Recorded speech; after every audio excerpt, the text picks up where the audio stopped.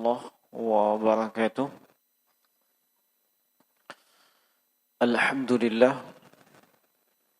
Alhamdulillahillazi arsala rasulahu bil huda wa dinil haqq liyuzhirahu 'ala ad-dini kullih wa kafa billahi shahida. Asyhadu an la ilaha illallah wahdahu la syarika lah wa asyhadu anna Muhammadan abduhu wa rasuluhu wa la nabiyya ba'dah. Allahumma salli wa sallim wa barik alaihi wa ala alihi wa ashabihi wa man tabi'ahum bi ihsan ila yaumiddin wa sallama tasliman katsira. Amma ba'du. Ikhwani fid din, rahimani wa rahimakumullah. Semoga Allah Subhanahu wa taala senantiasa mencurahkan rahmat-Nya untuk kita semua. Walhamdulillah, kembali di kesempatan petang hari ini kita akan melanjutkan pelajaran masih di pembahasan atau tema yang sebelumnya, seperti yang kita pelajari sebelum Ramadan, yaitu yang berkaitan dengan adab dan akhlak setiap malam Rabu, mulai pada maghrib sampai selesai, juga dengan masih kitab yang sama, yaitu Al-Adabul Mufrad, yang merupakan karya Al-Imam Abu Abdillah Muhammad bin Ismail Al-Bukhari rahimahullahu ta'ala. Dan secara khusus kita mengambil tahqiq dan takhrij ataupun tashih dari Al-Muhaddis Asy-Syaikh Al-Allamah Muhammad Nasiruddin Al-Albani rahimahullahu ta'ala. Dan beliau sudah mentahqiqnya, mentakhrijnya, sekaligus mentashih, dan diberi judul Sahih Al-Adabul Mufrad, sehingga hanya berisikan hadits-hadits yang minimal, derajat haditsnya adalah hadits yang hasan. Nah, sebab Al-Imam Al-Bukhari rahimahullahu ta'ala ketika menuliskan kitab Al-Adabul Mufrad, kriteria beliau tidak sama dengan ketika beliau menuliskan Sahih Al-Bukhari. Nah, adapun Sahih Al-Bukhari tentunya dimaklumi sebagaimana penilaian oleh para ulama bahwasanya kitab yang paling sahih setelah Al-Quran adalah Sahih Al-Bukhari. Lalu setelahnya adalah Sahih Muslim yang ditulis oleh Imam Muslim bin Hajjaj An-Naisabur rahimahullahu ta'ala. Adab dan akhlak ini salah satu bagian yang sangat urgen, sangat penting dalam Islam. Bagian yang tidak bisa dipisahkan sama sekali dari Islam itu sendiri. Kalau kita perhatian dengan keimanan dan ketakwaan, maka perlu untuk kita pahami dengan baik, keimanan seseorang itu tidak akan bisa menjadi sempurna tanpa ia memiliki adab dan akhlak yang baik. Keimanan seseorang tidak akan bisa mencapai kesempurnaan jika ia memiliki adab yang buruk. Di dalam hadits yang dikeluarkan oleh Imam Abu Dawud As-Sijistani dalam sunannya, dari hadits Abu Hurairah radhiyallahu ta'ala anhu, Rasulullah sallallahu alaihi wasallam bersabda, akmalul mu'minina imanan ahsanuhum khuluqa. Akmalul mu'minina imanan ahsanuhum khuluqa. Hamba-hamba Allah yang beriman, yang paling sempurna keimanannya adalah yang paling baik akhlaknya.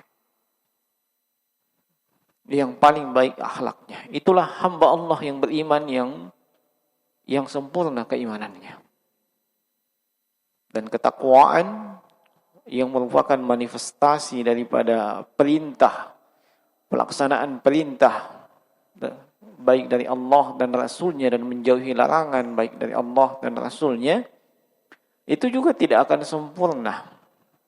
Dan tidak akan dikatakan seorang itu memiliki ketakwaan yang sempurna kalau ia memiliki adab dan akhlak yang buruk. Di dalam surah Al-Imran, ketika Allah Subhanahu wa taala memerintahkan untuk bersegera menuju kepada ampunan dan syurga Allah yang dipersiapkan untuk hamba-hamba Allah yang bertakwa, wasari'u ila maghfiratin min rabbikum wa jannatin arduha as-samawati wal ard wa'iddat lil muttaqin. Dan bersegeralah kalian menuju kepada ampunan Allah dan juga syurga Allah yang luasnya seluas langit dan bumi. Surga tersebut dipersiapkan untuk siapa? Untuk hamba Allah yang bertakwa. Wa'iddat lil muttaqin. Surah Al-Imran ayat 133. Lalu Allah sebutkan di antara khisalut taqwa, karakteristik orang yang bertakwa. Alladzina yunfiquna fis sarra'i wad dharra. Mereka itu adalah orang yang berinfak, mengeluarkan hartanya baik di masa-masa sulit maupun di masa-masa senang, di saat-saat sempit ataupun di saat-saat lapang, di saat dia senang ataupun di saat dia susah. Wal kadhimina al-ghaiz. Ya. Lalu Allah sebutkan orang-orang yang menahan emosi dan amarahnya. Ini akhlak. Wal kadhimina al-ghaiz wal 'afina 'anil nas. Memaafkan manusia. Ini juga bagian daripada akhlak. Wallahu yuhibbul muhsinin. Allah cinta kepada mereka yang muhsin. Allah cinta kepada mereka yang melakukan kebaikan. Orang-orang yang berbuat baik. Itulah orang yang muhsin. Perhatikan bagaimana ketakwaan itu tidak bisa dipisahkan daripada adab dan akhlak. Ibadah puasa yang kita lakukan di bulan Ramadan, ya, yang Allah sebutkan bahwa itu diperuntukkan untuk mereka yang beriman, dan maksud dan tujuannya adalah menjadikan si hamba sebagai hamba yang bertakwa, sebagaimana dalam Al-Quran. Perhatikan bagaimana kesempurnaan puasa itu. Harus dihiasi dengan akhlak. Harus dihiasi dengan akhlak. Mulai dari diancam tidak diterimanya ibadah puasa orang yang tidak bisa meninggalkan ucapan-ucapan hoax. Ucapan-ucapan yang mengandung kebohongan. Man lam yada' qawla zur wa la'amalu bih falaysa lillahi hajah fi ayyada' ta'amahu wa syarabah. Siapa yang tidak mampu meninggalkan ucapan-ucapan az-zur padahal dia sedang puasa, Allah tidak ada hajat terhadap puasanya, walaupun ia tidak makan dan tidak minum. Akhlak. Demikian pula sabda Nabi sallallahu alaihi wasallam, "Idza kana fi shaumi ahadikum fala yarfus wa la yaskhaf wa la yajhal." Kalau kalian berada pada waktu kalian berpuasa, jangan mengucapkan ucapan-ucapan bodoh. Jangan suka teriak-teriak. Wa in syatama ahadun aw qatala falyaqul inni sha'im. Marhataini. Kalau ada yang mengajaknya beribut, ada yang mengajaknya bertengkar, maka sampaikan kepadanya, saya sedang puasa. Akhlak. Ya.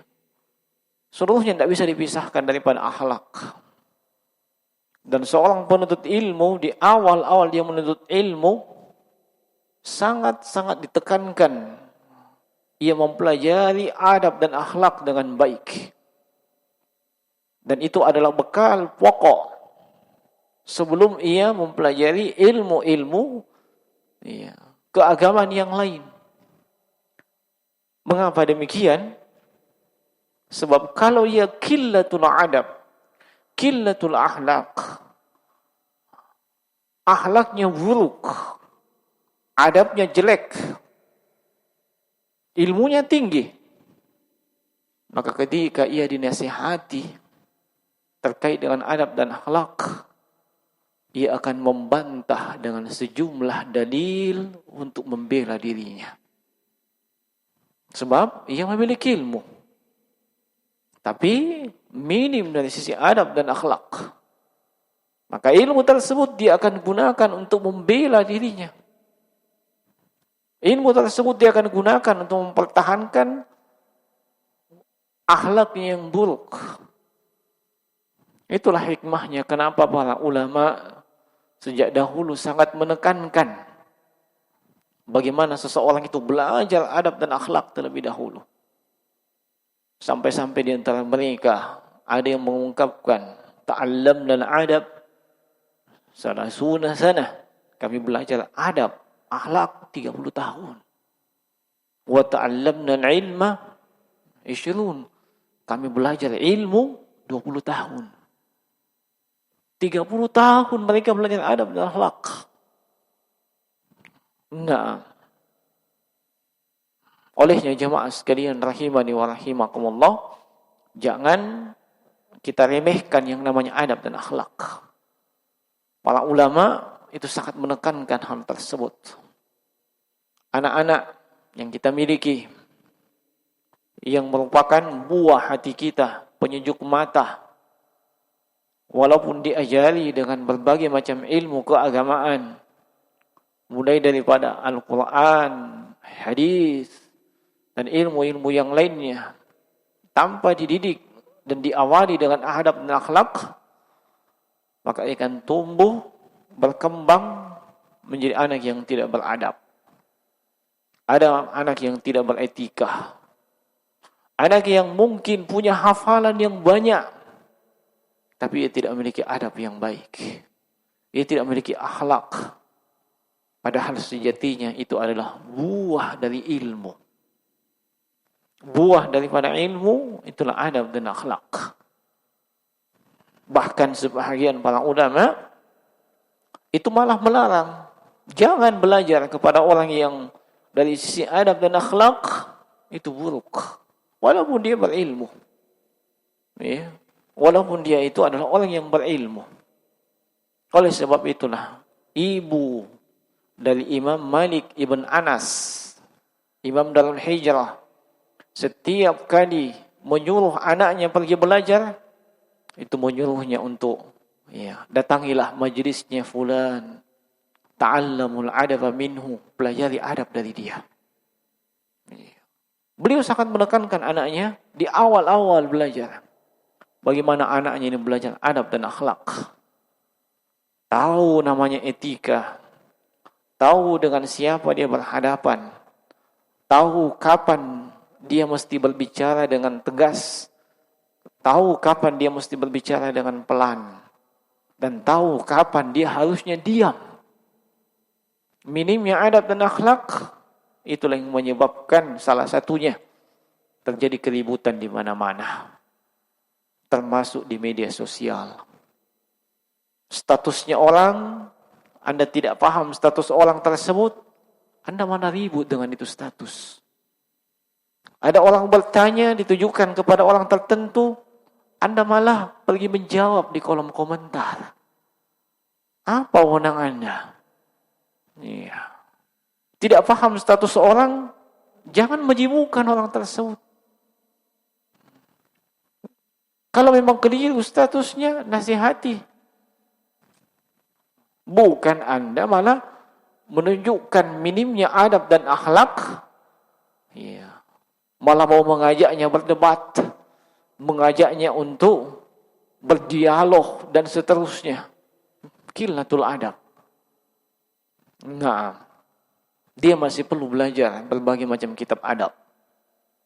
Nah, walaupun mungkin sebagian kalangan menganggap dia manhajnya kokoh. Ya.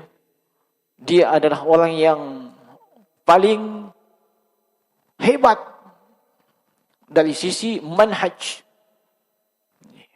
Nah, tapi adab dan akhlak dia tidak miliki. Ini tidaklah ya orang seperti itu. Kalau antum berteman dengan dia di media sosial, singkirkan.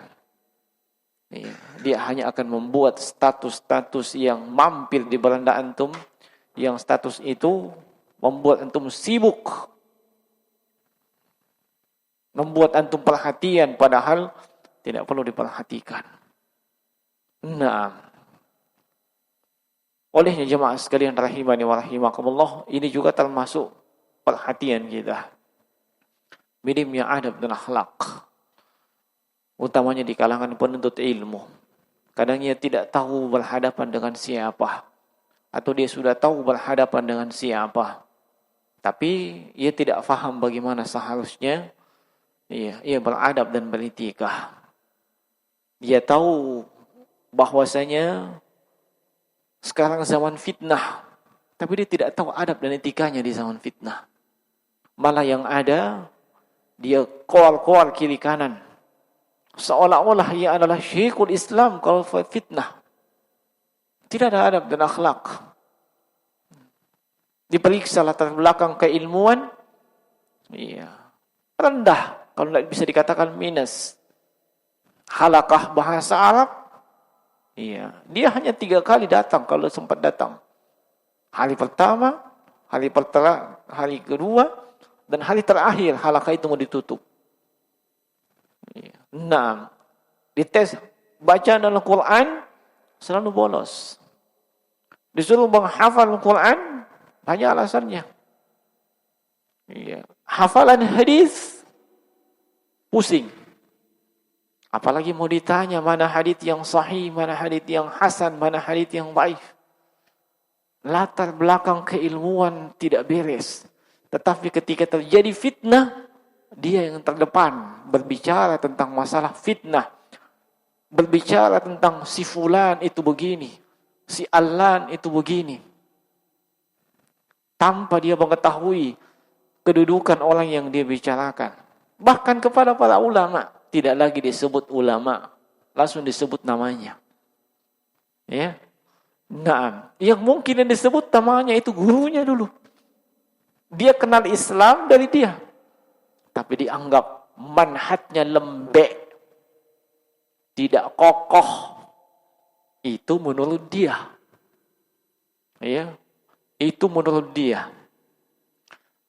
Terjadi sedikit beda pendapat, si fulan ini kayaknya rendah keilmuannya. Ya. Nah, berbicara tentang masalah fikih yang permasalahan tersebut diperselisihkan oleh para ulama. Dia menguatkan pendapat berdasarkan khayalannya semata, berdasarkan keinginannya, sekaligus membantah pendapat yang lain bukan dengan ilmiah, tetapi dengan menyerang pribadi orang yang punya pendapat tersebut. minim adab dan akhlak. Itu yang kita dapatkan di dunia nyata dan di dunia maya. Dia harus banyak belajar adab dan akhlak. Dia harus betul-betul mempelajari dan mengamalkannya. Olehnya jemaah sekalian, sekali dalam sepekan kita mempelajari adab dan akhlak. Apalagi seorang penuntut ilmu. Tidak ada manfaatnya itu ilmunya yang tinggi, ilmunya yang banyak, hafalannya luar biasa. Kalau adab dan akhlaknya minus. Nah, di pertemuan terakhir sebelum masuknya bulan Ramadan, kita sudah masuk di babu imatatil adza. Bab yang menjelaskan tentang menyingkirkan gangguan. Nah, bab yang menjelaskan tentang menyingkirkan gangguan. Bab yang ke-116. Dan kita juga sudah menyebutkan hadits yang ke-228. Haditsnya Jabir dari ayahnya, dari Abi Barzah Al-Azlami radhiyallahu ta'ala an, beliau mengatakan, saya bertanya kepada Rasulullah sallallahu alaihi wasallam, dullani ala amalin yudkhiluni al-jannatah. Tunjukkan kepadaku amalan yang bisa memasukkanku ke dalam syurga. Qala, maka Nabi sallallahu alaihi wasallam bersabda, amtil adha an tariqin nas. Singkirkan gangguan yang ada di jalanan. Yang ada di jalanan yang dilewati manusia. Haditsnya umum. Ya. Haditsnya umum dari sisi semua bentuk gangguan yang bisa mengganggu manusia. Umum juga dari sisi siapapun yang terganggu. Entah dia muslim ataupun kafir. Apa buah dari amalan tersebut? Amalan yang sangat ringan. Apa amalan ringannya? Ada gangguan di jalan, hilangkan. Apa pahala yang luar biasa? Yudkhiluhul jannah. Buahnya dimasukkan ke dalam syurga. Nah, ini hadits yang ke-228. Adapun hadits yang ke-229, haddatsana Musa qala haddatsana Wuhaib an Suhail an abihi an Abi Hurairah radhiyallahu ta'ala an, telah menceritakan kepada kami Musa.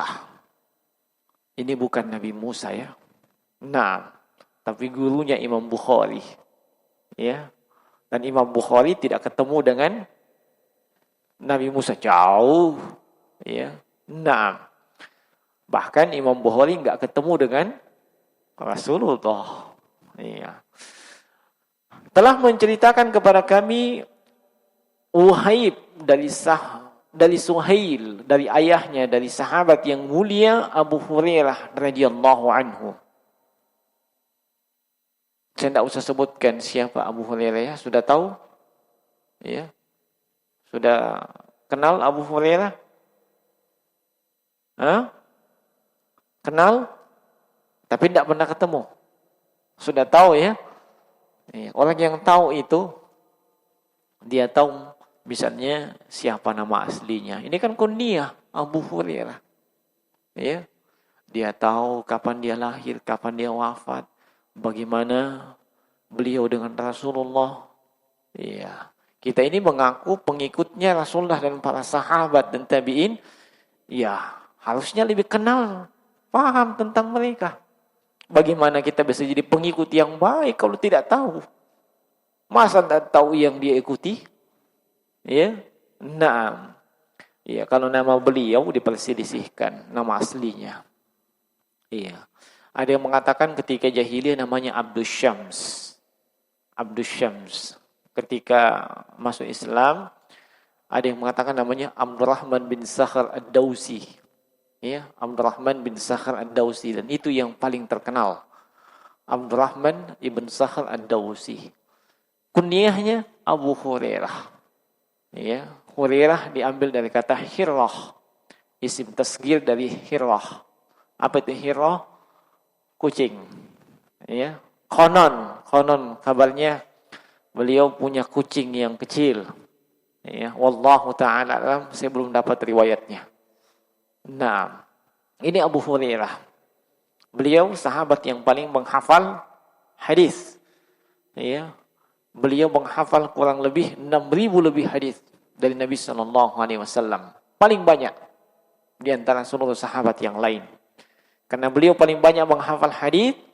Iya, dan musuh-musuh Islam dari kalangan orientalis dan liberal tahu kalau Al-Qur'an diserang, bangkit umat Islam. Kalau hadis diserang, bangkit umat Islam. Mereka dengan kelicikannya tidak menyerang Al-Quran, tidak menyerang hadis, tapi yang diserang itu siapa? Para sahabat. Ya. Tahu konsekuensi kalau mendiskreditkan para sahabat? Ingat ya, ketika kita seorang meneliti hadis, ya, yang selamat dari kritikan itu adalah sahabat. Walaupun nama sahabat itu tidak disebutkan. Ya. Sebab sepakat para ulama hadis, kullu sahaba udul. Semua sahabat itu masuk dalam kategori adil. Istiqamatud din wal muru'ah. Lurus agama dan wibawanya. Yang diperiksa itu setelah sahabat, tabi'in, si fulan, tabi'ut tabi'in, sampai ulama setelah diperiksa. Iya, dari situ bisa ketahui kelemahan haditsnya. Tapi tidak diperiksa kalau sahabat, tidak. Ini yang difahami, diketahui juga oleh orientalis dan kaum liberal yang menyerang umat Islam. Dikritik sahabat yang paling banyak hadits, dikritik Anas bin Malik, dikritik Aisyah. Ini semua para sahabat yang banyak menghafal hadits. Iya. Umat Islam diam-diam saja. Yang melakukan pembelaan habis-habisan siapa? Ahlus Sunnah wal Jamaah. Sebab mereka paham tujuan dari mengkritik sahabat itu adalah menolak semua hadits yang diriwayatkan sahabat tersebut. Sekaligus secara tidak langsung menuduh Nabi tidak berhasil mendidik sahabatnya. Ya? Paham maksudnya? Jadi mereka tidak langsung menyerang haditsnya. Hadits ini enggak sesuai dengan zaman. Hadits ini sudah enggak cocok di zaman ini. Hadits ini gini. Enggak. Orang yang meriwayatkan hadits itu dikritik. Ujung-ujungnya apa? Kalau sahabat yang meriwayatkan hadits tersebut tidak kompeten, tidak layak, otomatis riwayatnya ditolak. Lihat kelicikan mereka. Ya. Dan itu diaminkan oleh sebahagian kaum muslimin yang munafik. Lihat saja di media sosial.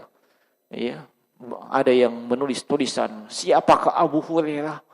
Siapakah Aisyah? Siapakah Anas bin Malik? Disebutkan, dijelek-jelekkan semua. Endingnya apa? Maka semua riwayat dari sahabat ini ditolak. Sebab dianggap tidak terpercaya. Itu yang mereka inginkan. Mereka faham umat Islam pasti bangkit. Pasti akan menuai kemarahan ketika sumber ajaran mereka dikritik. Al-Quran dikritik, pasti umat Islam akan bangkit. Nabi dikritik, haditsnya bangkit. Tapi kalau para sahabatnya, adakah umat Islam yang bangkit? Tidak ada. Iya. Nah, ini Abu Hurairah radhiyallahu ta'ala seringkas-ringkasnya. Dari Nabi sallallahu alaihi wasallam, qala, Nabi sallallahu alaihi wasallam bersabda, "Marra rajulun muslimun bi syaukin fit tariq." Seorang laki-laki muslim lewat di sebuah jalan. Yang di jalan tersebut ada syauk. Syauk semacam duri. Semacam duri. Ya. Nah, maka faqala, lalu ia pun mengatakan, la umitanna hadza syauq. Ya. Sungguh saya akan singkirkan duri ini. La yadurru rajulan musliman, sehingga duri tersebut tidak akan menyakiti muslim yang lewat di jalan tersebut. Lalu kata Nabi, faghufira lahu, dia pun mendapatkan ampunan. Dia pun mendapatkan ampunan. Ini hadis yang ke-229. Hadis ini adalah hadis yang sahih sebagaimana dalam kitab Ta'liq wal Gharib di jilid yang keempat di halaman 36. Hadis ini juga terdapat dalam Sahih Al-Bukhari di dalam Kitabul Azan. Juga dikeluarkan oleh Imam Muslim dalam sahihnya, ya, di Kitabul Birri Wassilah wal Adab, di bab fadlu izalatil adza anit tariq, dengan nomor hadis 127. Hadisnya hadis yang sahih. Nah, maka kata Syekh rahimahullahu taala yang mensyarah hadis ini, dalla hadzal hadis ala ma dalla al hadis al awwal. Hadis ini maknanya itu sama dengan hadis yang disebutkan di awal. Ala anna minal asbabi lidukhulil jannati wa maghfiratiz dzunub imatatul adza anit tariq. Apa kandungannya? Yaitu di antara sebab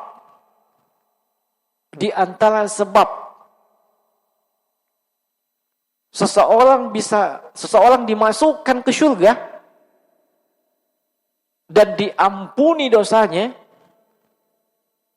adalah imatatul adza anit tariq, menyingkirkan gangguan di jalan. Menyingkirkan gangguan di jalan. Wa huwa amalun sahlun wa yasirun. Dan itu adalah amalan yang ringan. Ya, amalan yang enteng. Menyingkirkan gangguan di jalan. Ya.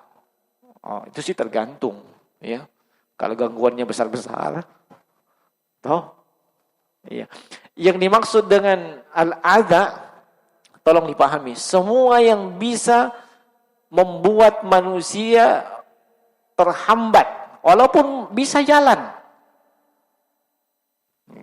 sampai kepada yang membuat orang tidak bisa lewat. Nah, termasuk yang membuat orang kalau lewat di situ, ya harus pelan-pelan. Kalau cepat, dia akan jatuhkah? Ya. Atau misalnya dia akan mengalami sedikit gangguan sampai kepada yang berat, tidak bisa lewat. Paham maksudnya? Iya. Apakah di situ ada duri? Apakah di situ ada paku? Ada batu? Iya. Nah, iya.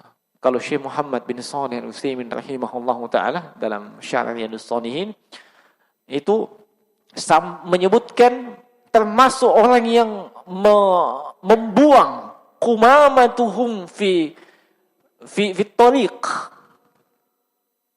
Ya. Membuang kumamahnya. Kumamah itu limbah, kotoran, sampah di jalanan. Ya. Termasuk itu. Ya. Atau membuang air kotoran di jalan. Sampai jalan itu licin. Ya, orang yang lewat di situ, ya, kalau dia pakai rem depan, ambiar. Ya, hati-hati yang suka pakai rem depan. Ya, nah, jangan suka pakai rem depan. Ya, Apalagi kalau tikungan, licin. Ya, insya Allah jatuh. Ya, kenapa? Ya, kita ada pengalaman. Ya, alhamdulillah untuk sebahagian di sini saya lebih duluan makan garam.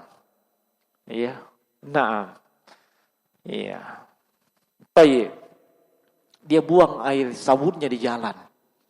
Dia buang sampahnya di jalan, limbahnya di jalan. Ada juga niatnya baik supaya debu hilang, siram semua. Tapi tidak lupa nak kasih mati airnya. Akhirnya sudah iya. Orang lewat di situ, lewat di sini, dua arah, akhirnya terpercik ke sebelah, tidak kena orang. Iya. Nah, sama itu semua kata beliau. Iya. Bahkan di tempat yang lain beliau jelaskan, termasuk orang yang memarkir kendaraannya dengan tidak beres. Ya, parkir kendaraan di badan jalan. Iya.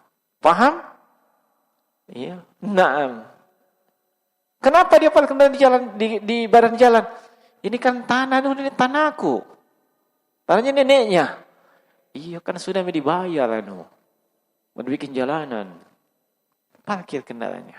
Makanya pernah saya katakan ya, yang semangat sekarang ini kan yang bikin macet di perkotaan kan itu.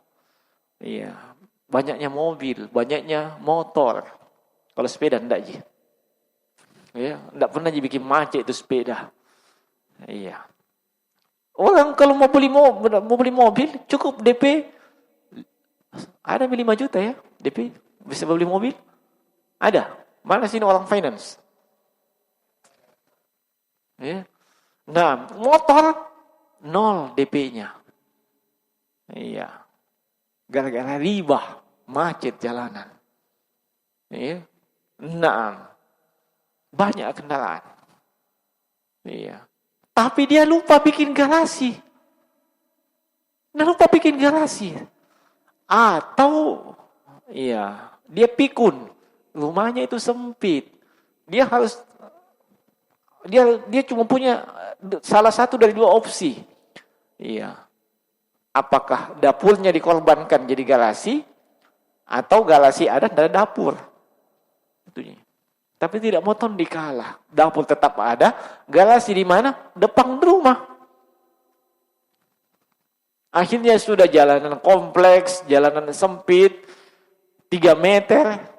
Ya, nah parkir pisik di situ. Ya. Nah. Ya. Lewat kendaraan besar. Terhalang enggak? Hah? Terhalang. Dia juga tidak mau kalah. Pasang stiker. Kalau mau cepat lewat atas. Luar biasa. Saya pernah baca tuh stiker.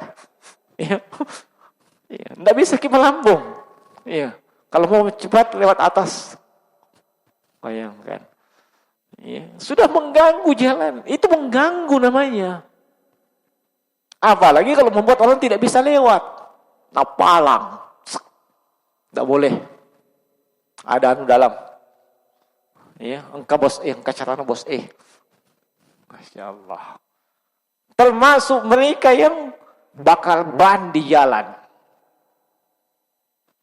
Ada yang pernah dari siapa sini dulu? Ya. Siapa yang mantan mahasiswa? Iya, ditahu ji. Tidak ada yang gratisan begitu. Iya, kita dulu mahasiswa, bukan orang bodoh. Makanya mahasiswa. Kalau orang bodoh di sawah, bukan di kampus. Ya, mana mau panas-panas begitu tidak ada uangnya. Sudah ada pembagiannya, korlap sekian. Korlap, koordinator lapangan. Ya, yang bagian tusuk-tusuk ban mobil sekian. Ya, yang bakar ban sekian. Yang mengaminkan teriakannya korlap sekian. Ada semua. Itu proyek. Makanya kalau ada orang yang berjas masuk ke kampus, waspada kok. Ada lagi proyek datang. Tinggal ditanya, di mana, berapa titik, berapa orang dibutuhkan. Iya. Adapun yang ikut-ikut ini kasih ikut teriak, ya, kasih bami air gelas. Ya. Usahakan nanti di atas jam 10 supaya tidak ditanggungi sarapannya. Ya. Cukup ditanggung makan siangnya. Makan siang gampang itu, jamu terlalu mahal, kasih minta 10.000, ada geprek sana. Siapa yang untung? Korlap. Proyek. Ya. Tidak ada yang gratisan begitu. Ya. Mereka pasti pakai kecuali dia berpikir pakai ininya. Mau panas-panas, teriak-teriak, buang-buang energi. Harusnya dia belajar di kampus. Tapi kan ada proyek, lumayan, bayar kos. Ya, ndak Indomie tiap hari dimakan. Mana? Begitu. Dicari memang itu orator yang pintar bicara, pintar omong doang. Ya. Nah, itu yang ada jenjang-jenjang bayarannya. Ku tahu ji. Ya, karena ku tahu ji. Nah, dia menghalangi orang lewat, menyuarakan aspirasi. Kaum perempuan juga ikut-ikutan, menyuarakan emansipasi. Dengan berjilbab, pakai Masya Allah. Tempatmu bukan di jalan masih. Tempatmu di majelis ilmu. Dia tidak paham itu dosanya itu. Syekh Muhammad bin Shalih menyebutkan, kalau menyingkirkan gangguan di jalan itu berpahala, menyebab mendapatkan ampunan, penyebab masuk surga, maka kebalikannya juga. Kebalikannya apa? Dosa. Bagaimana kadar dosanya? Sama dengan kadar gangguannya. Kalau menyingkirkan gangguannya itu sebesar apa? Mulai dari gangguan yang kecil sampai gangguan yang besar, itulah kadar pahala dan ampunan yang dia dapatkan. Dan kalau gangguannya itu kecil dan sampai yang besar, itulah kadar dosa yang dia dapatkan. Jangan main-main masalah itu. Ya. Padahal ini bagian akhlak. Tapi tidak bisa dipisahkan dari keimanan. Coba lihat ya. Hadits Abu Hurairah. Riwayat Bukhari dan Muslim. Ketika Nabi menyebutkan tingkatan-tingkatan keimanan. Al-imanu bid'un wasittuna syu'bah. Keimanan itu 60 cabang lebih. Fa'alaha qawlu la ilaha illallah. Tingkatan keimanan paling tinggi adalah ucapan la ilaha illallah. Wa adnaha. Tingkatan keimanan yang paling rendah adalah imatatul adha anit tariq. Singkirkan semua gangguan di jalan. Itu tingkatan keimanan paling rendah itu. Tidak ada lagi di bawahnya. Lalu Nabi sebutkan, wal haya'u syu'batun minal iman. Dan rasa malu pada diri seseorang, malu yang dimaksud adalah malu berbuat dosa, malu berbuat maksiat, malu melakukan keburukan. Itu adalah bagian dari keimanan. Tidak bisa dipisahkan dari keimanan. Nah, maka silahkan kita lihat. Jangan sampai kita termasuk orang yang demikian. Ya. Sering kita ingatkan termasuk di sini. Ya. Bahkan dibentuk bagian khusus yang menangani parkiran. Kalau dibentuk panitia, antum jangan salah paham ya. Panitia bagian parkir. Jangan salah paham. Kadang ada yang salah paham. Bedika, saya bagian parkir. Mau ke bagian apa? Ya. Tidak apa-apa lah, kau ajukan diri. Saya bagian MC lah. Kalau memang mau kok. Ya. Itu juga mulia. Iya. Dika, saya bagian parkir panas-panas. Nah lihat begitu sana ahwat belum bisa menikah. Siapa tukang parkirnya? Soalnya ada yang salah paham. Bagian parkir. Jangan sampai minta iuran parkir. Apakah yang bagian parkir di sini meminta iuran? Kalaupun dia minta iuran tidak apa-apa. Kenapa? Yang penting nak atur kendaraan. Ya, yang mencong-mencong nak kasih lurus. Ya. Tidak ada sambaki kendaraannya orang, helm tidak hilang, ya. Tidak ada masalah, itu kan dia kerja. Kalau cuma lihati saja, tidak tidak beres itu ya, seperti itu. Ya. Kalau ada yang sudah bekerja seperti itu dan memang dia orang miskin, ya kasih dia, anggap itu sedekah untuk dia. Ya, karena pusing kok biasa, siapa mau saya sedekah ini? Itu cari mau ke tukang parkir yang betul-betul tukang parkir, sedekah untuk dia. Ya. Nah, lumayan 1.000 2.000 itu sudah banyak membantu dirinya, sudah bisa makan, keluarganya bisa makan, anak-anaknya bisa makan. Iya. Kan begitu.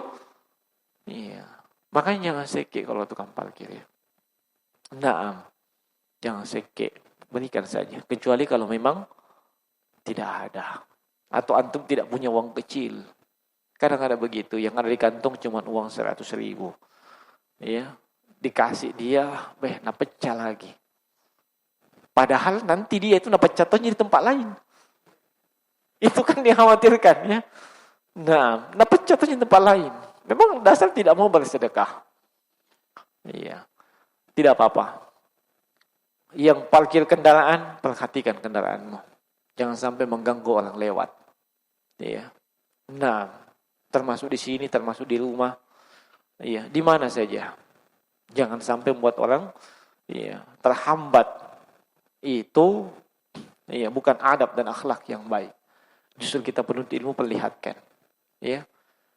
Termasuk antum yang memang punya kebiasaan kecepatan kendaraan itu 20 paling tinggi 25 km per jam. Di atas itu banyak yang bergetar. Jangkau jalan di tengah jalan. Paham maksudnya? Ambil jalur yang lambat, jalur kiri. Oh, tidak tahu jalur kiri, berarti kau tidak lulus ujian SIM. Tidak ada SIM-mu itu. Kalau ada, lewat belakang gitu. Karena itu semua ujiannya ketika SIM. Tahu mana jalur cepat, mana jalur lambat. Tahu rambu lalu lintas. Ada namanya kode hijau, ada kode kuning, ada kode merah. Ya, bukan cuma lampu itu, kode rambu. Lihat warnanya apa. Ada semua maknanya itu. Kalau tidak lulus ujian itu, mana kau bisa dapat SIM? Dapat kau SIM, banyak dekemmu.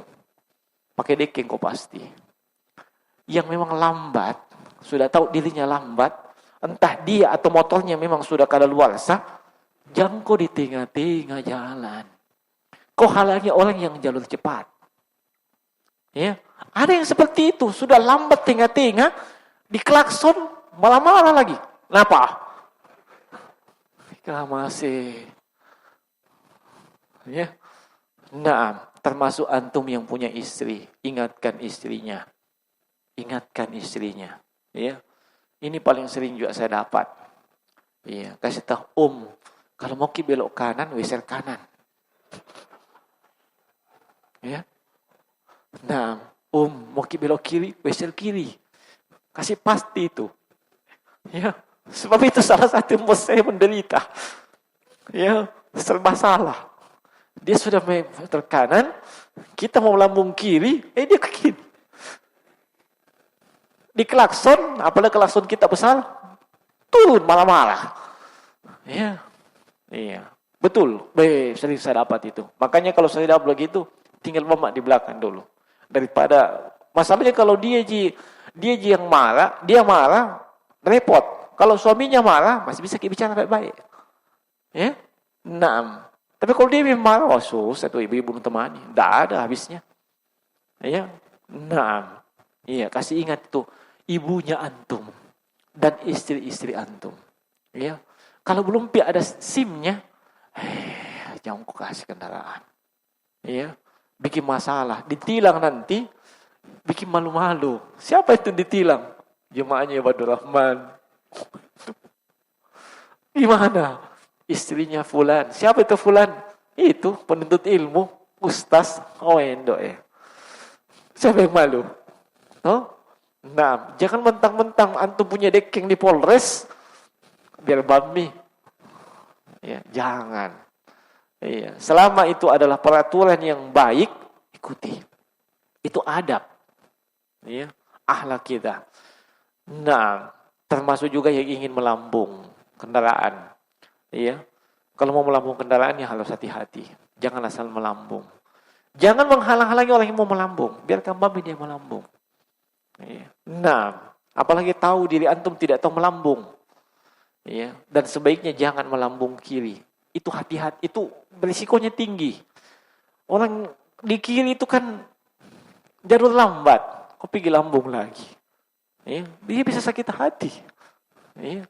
Dia sudah berusaha lambat. Kok pergi lambung. Jangan. Orang melambung di mana? Sebelah kanan.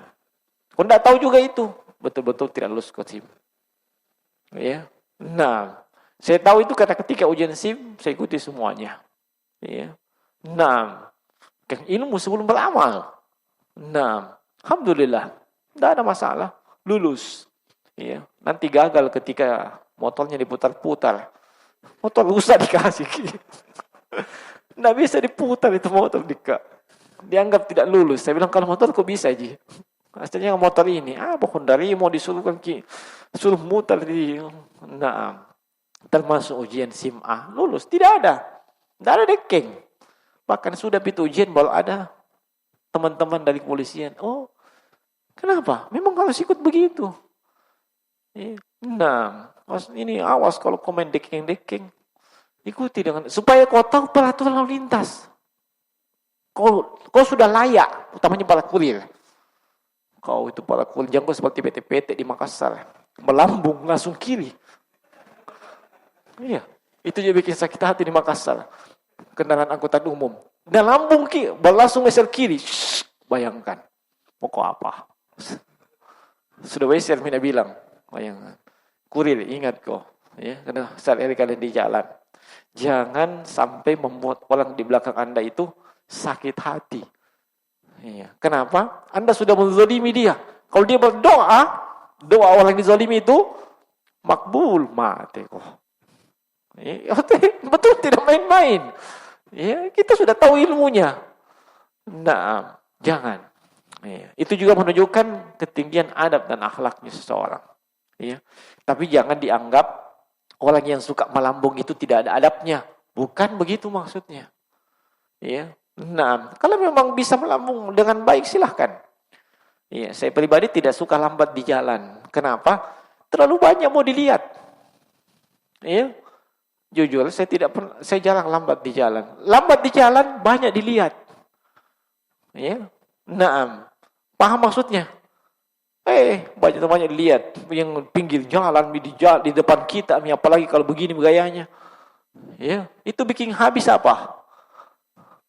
Bikin habis hafalan yang tidak ada. Nah, makanya malas saya itu. Cepat saja, supaya cepat sampai di rumah, tidak terlalu banyak dilihat. Ya, masuk sakit tundukkan pandangan kalau begitu. Bagaimana cara tundukkan pandangan? Tidak bisa kan? Iya, makanya kalau antum lihat saya pribadi cepat-cepat, jangan kau dibilang, tidak ada adabnya. Bukan seperti itu maksudnya. Apa di jalan raya? Antum lihat para perempuan yang di jalan raya. Apakah mereka semuanya penampilannya bagus? Ada yang celananya tidak cukup kainnya. Ada yang cukup kainnya. Nah, kasih lagi pantaknya. Iya kan? Iya. Itu bukan cuma mengganggu konsentrasi. Kadang bergetar itu motor. Nah, jadi bukan apa. Saya tidak mau terlalu lama di jalan. Itu saja. Nah, ini jemaah sekalian. Kemudian, jangan dipahami juga dari hadis ini bahwa yang penting singkirkan gangguan, langsung dapat ampunan, langsung dapat syurga. Tidak. Tapi disebutkan dalam hadis ini, la yadur rajulan musliman. Niatnya supaya tidak mengganggu orang. Tidak menyakiti orang. Niat itu penting. Ya. Kamu niatnya menyingkirkan batu, menyingkirkan paku, menyingkirkan gangguan di jalan. Apa niatnya? Ya. Tanpa niat itu enggak ada apa-apanya. Makanya kata Imam Ibnul Mubarak, ya, salah seorang dari tabi'in, ya, rahimahullahu ta'ala, Seperti disebutkan Imam Ibnu Rajab Al-Hambali dalam Jami' al-Ulum wal Hikam, rubba amalin sagirin tu'addimuhun niyah. Rubba amalin sagirin tu'addimuhun niyah. Kadang ada amalan yang enteng, ringan, remeh, tapi amalan itu besar. Kenapa? Niatnya benar. Menyingkirkan batu di jalan. Itu susah. Enggak, amalan ringan. Apa lebat batu kecil. Tapi niatnya supaya orang tidak terganggu lewat. Ini yang mendapatkan ampunan dan dijanji masuk surga. Walubba amalin kabirin tusaggiruhun niyah. Kadang ada amalan yang besar. Tapi niatnya tidak beres. Amalannya menjadi rendah. Bahkan tidak ada nilainya. Niatnya perhatikan. Ya, sebab dalam hadits 229 ini diisyaratkan niat. La yadurru rajulan musliman. Niatnya dia menyingkirkan gangguan supaya tidak mengganggu muslim yang lewat.